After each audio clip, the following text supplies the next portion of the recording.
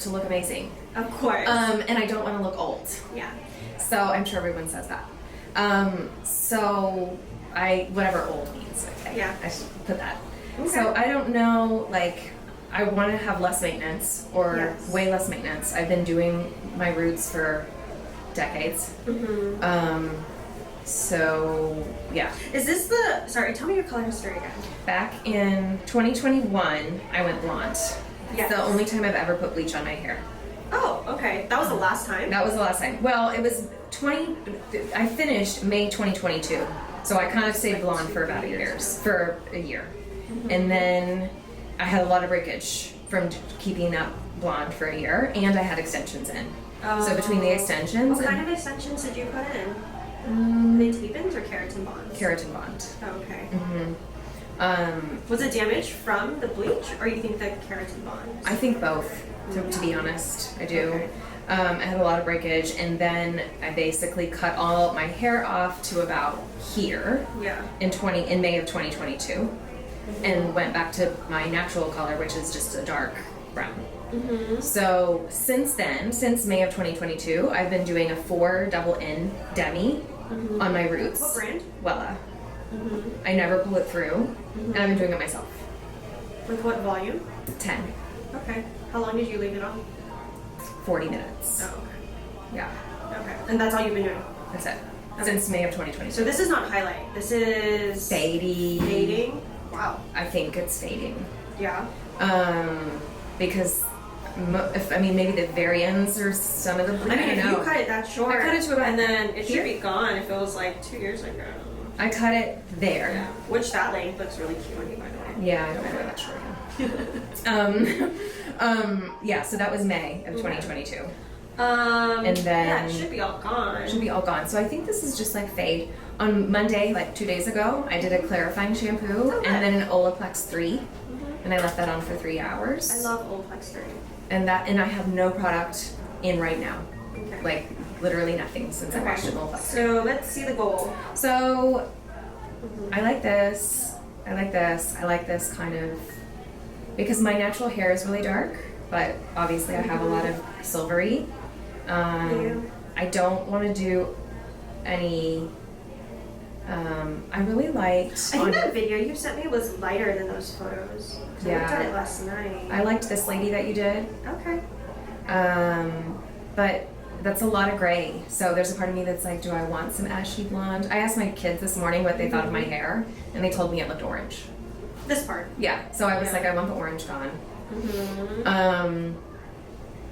But I wanted to still stay kind of like youthful and fresh at the same time. Okay. So I don't know. But you want to be on like the more dimensional, darker end of things. I think so, just because. So when I went blonde, the problem was, it would grow in, and you would just see all the dark roots. Yeah. Like, sure, there was the gray, but then the dark roots would just be like, it was still a band. So I kind of want to fade. I want to fade that band away. So You didn't put any root spray or anything, right? No, literally nothing. You're mostly like white right here. I know. Where it starts to split. And then And in the back. yeah. And there's like sprinkle. I mean, Yeah. it's kind of salt and pepper all over the place. So what I'm thinking we might have to do, I feel like it, because of your hair texture too, So I want to be very gentle with it. Yeah. It might take us a couple sessions to get to somewhere like super gray and ashy, just depending, because the 4 double N, that's a double pigment level 4. And if you left it on for 40 minutes, it might be kind of stubborn. Especially in these areas where it's a little bit darker. I don't know how well it's going to lift. We'll have to see and then tone you according to that, because I want to preserve the health of your hair. And if that's the case, then we would do maybe like an ashy brown or ashy blonde. If you want something ashier, we could do more of a violet gray. When I do a darker gray like that, it's always violet based, because anything more neutral, it starts to fade. Like the photos you sent me, I guarantee those probably faded green. Yeah, I don't want to fade green. So I always do violet based so that it fades more neutral into an ashy blonde. Well, there was a girl, I don't know if it was her, it was someone else on your Instagram page, that it almost looked like, I could almost see like blue highlights. I thought that was cool. Yeah, the blue looks cool at first, but literally in like 3 to 4 washes, it's green. Oh, okay. No, yeah, I don't want to do that. Yeah, that's why I normally do the violet. Okay. It's like you have to have the most cleanest lift and be a lot lighter naturally than you are for the blue not to fade green. But because you have all this pre-existing like color that has a lot of warmth, it's gonna lift warm. Like your yellow is gonna lift very warm.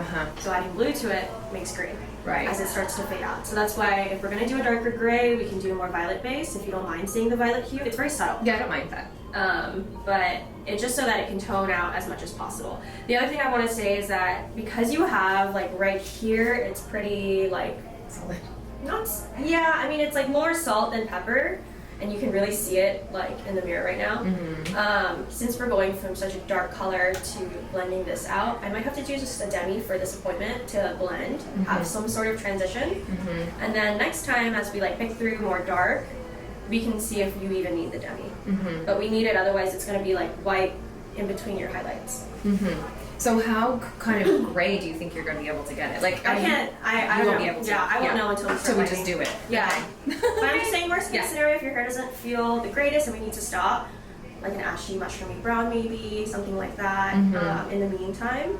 Okay. Because I really don't like these pieces that are a little bit lighter. I want to try and be careful with them, but also try and get rid of orange for you. Right. And do you like the effect where the front is a little bit lighter? Or do you want the same blend all over? I don't know. Okay, let's do a little bit lighter. Okay. I've been doing that lately, and most people they prefer that. Just nothing too chunky, but like something just like a little bit lighter to frame the face. And then what I've also been doing that a lot of people like is just like tipping out the ends to make it a little bit lighter. So it's like a more dimensional blend up here, and then it gradually gets a little bit lighter towards the ends. And that way we can get rid of a lot of this orange on the bottom in this first session. Okay. Yeah, I just want like this to get to the point where I don't, this maintenance of roots of like every 3 weeks is annoying. Yeah, and I don't want to keep having to do color that's going to be this constant thing. Totally. Yeah. Hi guys, welcome back to my channel. So today we have a brand new client and she is wanting to do some gray blending. She is tired of covering up her gray roots with color at home. She said she was using the Wella permanent color with 10 volume, and I believe she said she was using 4NN, and 4NN is pretty much a level 4 double natural, and that has double pigment in it. I was actually really surprised to hear that most of her color was from the permanent color. I had originally thought that she might have done highlights on the very ends of her hair, but I think that that's just the color that she had faded out. And so we're going to be going in doing my signature placement. She has some areas that are a little bit more concentrated with more of a silver blend rather than like a full salt and pepper like she does right here in the back. So in those areas we will be targeting them using some demi just to like give it some depth a little bit, because since we're going from a first session of going dark to light and her root in some areas are lighter, we're not doing a full bleach out or anything, so I want to make sure that everything looks nice and blended and still has a bit of dimension, because if we don't add that dark color back in some areas, it's gonna look just like light against her silver white. And for that, I'm gonna be using just like a demi permanent later on. But right now, as I'm going through her hair, if you're new here, I'm doing my signature placement. I started in the back, do some detail hairline foils right around the nape, take a center section in the back, and utilizing just slices throughout this whole mohawk of her head. And I am using the Danger Jones bleach. I love this lightener because it just gets the job done. It gives me the perfect amount of strength without compromising the hair as much as other lighteners have for me, and it makes a huge difference, especially when you're working with permanent color. And in this case, her permanent color is a double natural. If you are not familiar with what a double natural is, in your color line it might be like 4-00, which is a natural, or it could be like 4NN, which she used, and it's basically a double pigment I can't speak for all color lines, but in my experience when using a double natural, it's mostly used for people who have thick, coarse, resistant gray hair. And I typically don't use a double natural because it can be very difficult to really get out of the hair. And so you'll see later I do have a little bit of trouble lifting this color out. Her hair texture is a bit on the finer side, and so we have to be very careful when doing her color and trying to make sure that her hair still feels really good after, even though we are lightening it. So right now I am doing her money piece. I did about 3 baby lights back to back because I don't want anything too chunky, and then I'm going to connect the rest of the mohawk with the back slices by doing slices, but having them spaced a little bit closer together right here, and then slowly spacing them a little spaced out like I did in the back. So normally whenever I do any type of base color, I will try to avoid using a double natural because it is a little bit more difficult to take out. And sometimes in some color lines, a double natural can appear darker than the just regular natural, meaning like a level 4 natural would look like a true level 4, but sometimes a double natural level 4 can look either a half level or a full level darker, in my opinion, just because it has that double pigment in there. And again, it's mostly used for clients who, or in my case, I would only use them for clients who had coarser, thicker hair, but otherwise I try to avoid it because if a client ever wants to lighten their hair, it can just be a little bit on the tricky side. So right now I'm connecting her side money piece. I did a baby light around her hairline, and then I'm going to be doing slices after that to kind of give her a little bit of brightness. We wanted the front to be a little bit lighter, but nothing too strong, too bold. So I'm just going to do those 2 foils right there. I'm going to connect that mohawk with the front, doing a foil above the ear, and then we are going to connect just the side section up the side of her head here. And we are going to utilize slices again. Pretty simple and straightforward, I would say, if you've seen my other videos. And then after we get through all of this, I will be doing some tip outs, which is going to help brighten up her ends. And again, I am using the Danger Jones bleach. I love it. So by now I've probably bumped up everything to just 20 volume, and I don't plan on going anything higher above 20 volume because her hair honestly doesn't need it. Even if we are dealing with a double natural or whatnot, I feel like 20 volume is still going to be a good steady lift throughout this whole entire process. So now I have separated the hair to the sides of the foil, everything that I've left out. I'm going to tease, weave, over direct towards the front of the face and kind of just paint, saturating those ends, paint upwards at a slant, kind of like a diagonal back, and start creating a more teardrop look with my tip outs. And just to ensure extra like softness and make sure that we don't have any harsh lines, you just want to make sure that these tip outs are very see-through. You're painting at a slant, you're over directing, and the teasing does help with extra added insurance to make sure that the hair is nicely and softly blended. But ideally here when I'm doing her tip outs, I want to make sure that I try and get a lot of those ends out because I want to try to get rid of a lot of that orange. She said she didn't really want to see any warmth too much, and to me a lot of that warmth was really on her mids and ends.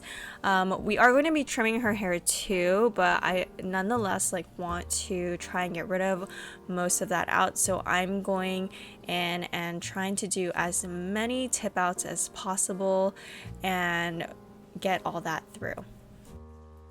So after all her foil work, I did have to kind of resaturate a little bit some of the pieces that were in the foil, and that was because there was a bit of warmth, so we lifted everything, I would say, relatively to like a level 8 and 9 or so.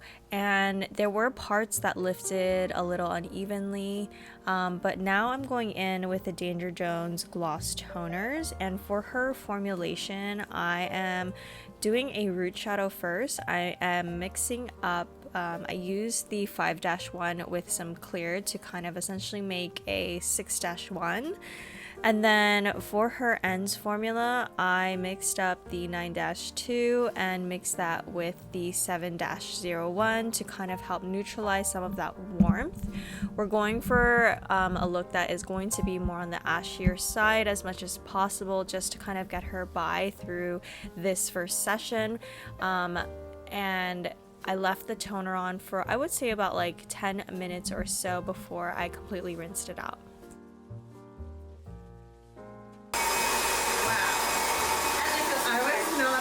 It to be like this. Really? I think it's better than I mixed. Yeah? Okay, good. You like it? Yeah, so far so good. Okay, I can already tell it's gonna blend really well with your gray. Yeah. Yeah. Very nice. Mm-hmm. I was actually really shocked at how light some of the pieces got, considering she used a 4 double natural. Here's a recap on what it looked like before. She had warm ends, some pretty dark base color, and some pretty gray roots. And then here is the after of what the color looked like in natural lighting. I feel like it blends really well, and spoiler alert, her next appointment, she waited about 3 months exactly, like 12 weeks. That's kind of what I recommend most clients, and what most clients generally do after their first session. It's usually the first session where they'll come in maybe a little bit sooner, but then as they come in for their second and even their third, they are able to kind of space it out because the blending just gets better. This session we did some demi in between those areas where she had really silver roots, but next time she came in about 12 weeks later and we did not do the demi in between. We just let her natural gray just kind of like shine because it looked gorgeous, and the whole point is to create a really low maintenance soft grow out, and the least amount of color is kind of where that is. So this is what she looked like 12 weeks later. This was after her second session with me. We opted to do a more violet tone because I had kind of suggested it her first time, but we wanted to kind of stay in the more natural colors before easing our way into more of a violet funner tone. But I would say that this technically lasts a little bit longer, and she was totally up for that color this second round. Alrighty guys, that is it for this week's episode. Thank you guys so much for watching and tuning in, and as always, I will talk to you guys next week.